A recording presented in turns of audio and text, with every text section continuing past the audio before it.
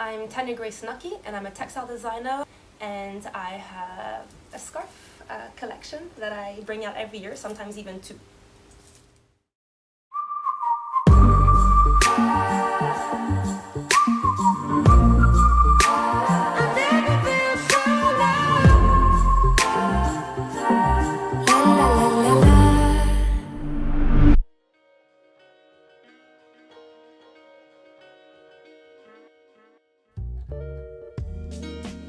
So I studied product design and textile design, and basically the idea of creating scarves was born out of a frustration of not finding work in my field and a desire to work with a project from beginning to end, from the conception to the final production with a factory, and also to create something because my friends and family asked me to create something that they could wear and that they could show off. So I thought it was a good place to start, and the idea was to actually create just one collection and to stop it there. But I got really good feedback from it. I had a lot of fun doing it, and so now it's a project that I've been doing since 2015, and I've kept up every year and added new collections, and I can't seem to stop.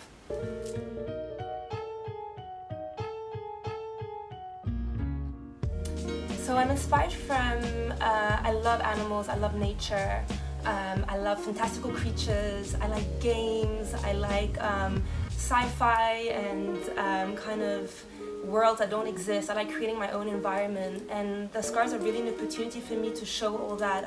It started off with the idea of creating something for myself and for my friends and for my peers and for my family. So I never thought too much about the commercial aspect, which actually liberated me completely. And I'm actually a color specialist, so every piece I make, I work with new color combinations, I work with new ways to find new associations that are maybe unexpected or that are different or that really challenge me, and it's really my playground.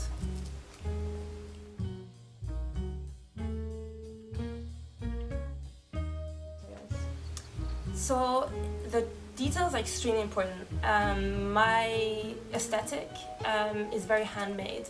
So most of the collections are initially done in Chinese ink, and I have a very sort of naive, simple kind of handwriting that I like to use, and this is why the finishing for me is so important.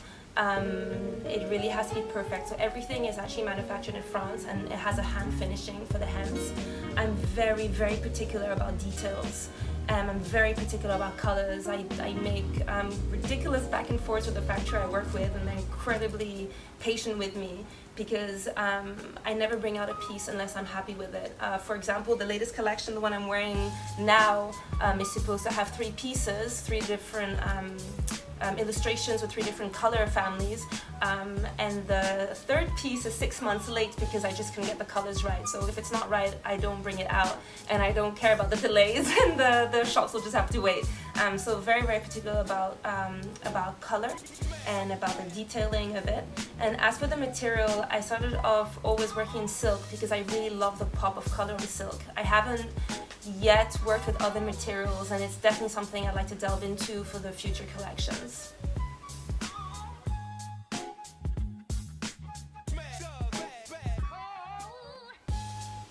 I think every milestone feels like a victory. So every time I've done something new, like the first piece I got back from the factory, or the first time I sold a certain number of pieces, were magical. But maybe the very best thing is when I saw a complete stranger in the street wearing one of my scarves. It's actually the biggest one I've ever made. And when you don't sell to a friend and you don't sell to your family, and you see somebody in the street wearing your creation, that really brought me to tears. Actually, I was really excited about that. Yeah, that was pretty cool for me.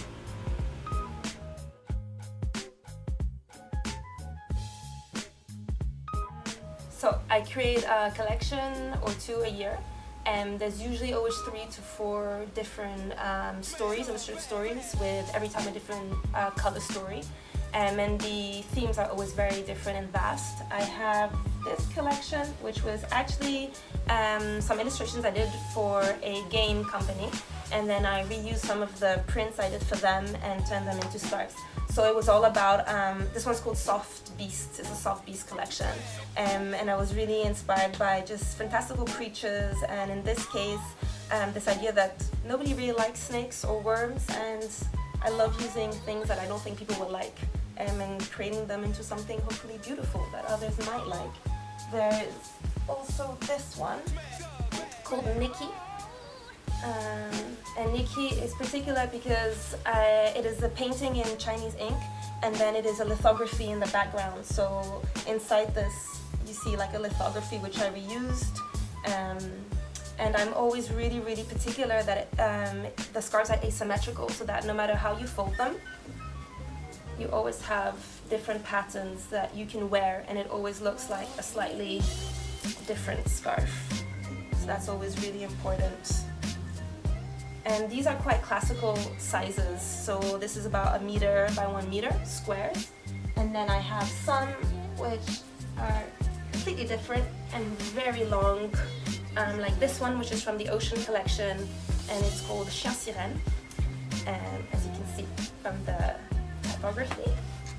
And I use my dogs a lot as inspiration. So I grew up with 2 very, very silly dogs who provided for a lot of entertainment in my family. So that's that. And more specifically in the brand new collection, I have these ones, which are portraits, entirely made out of collage, and then reworked onto the silk. And that's quite different. I wanted to get away from Chinese ink, and I always try to challenge myself with new materials or new ways of working or new aesthetics, and this one's definitely a challenge as well. This cover story was a lot of work for me to do because I don't usually work with browns, and I was determined to make a scarf with brown and beige, and to find associations that functioned. And this one is called L'œil, the eye, and it's from the Soft Beast collection as well. So when I started working on my collection, it also emerged because at the time I was doing a lot of part-time jobs to support myself as an artist, which is, I know, the case for a lot of artists out there. And I was actually working in a sort of, let's say, middle-range fashion shop on the high street.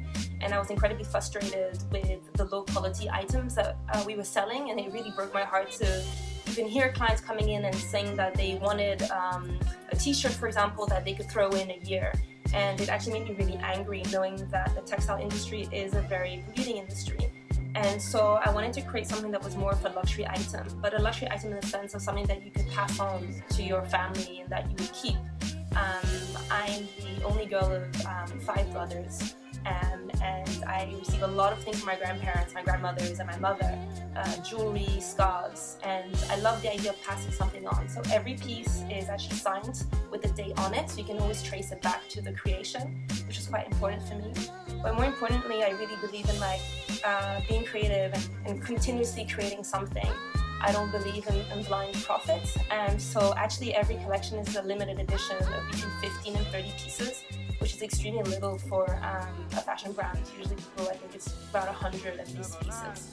So that's really important to me, that there is a need to continuously create something, and that to know that somebody purchased something that is somewhat unique and in limited edition is really, really important. So the price ranges, knowing that everything's made also in France and that is hand finished, so I really use this traditional sewing for all the borders of the scarves. So the price ranges, it differs. I also have some pocket squares for men, which are about 130 francs, and then the classical sizes of about 1 meter by 1 meter are 250. The bigger pieces are about 1.20 meters, are 330, and this big piece, which is 2 meters long, which is completely outrageous, is 360 francs. But I like this idea of this over-the-top color, this abundance and generosity of color, of print, of asymmetry, of material, of silk, of just all that's really important. I think this kind of maximalism, but in a conscious way, that it was really produced with a lot of love and attention, is why they are priced this way. So yeah, and knowing that you're hopefully buying something that you're going to keep for a really, really long time. And love and treasure, that's important. everlasting, simple.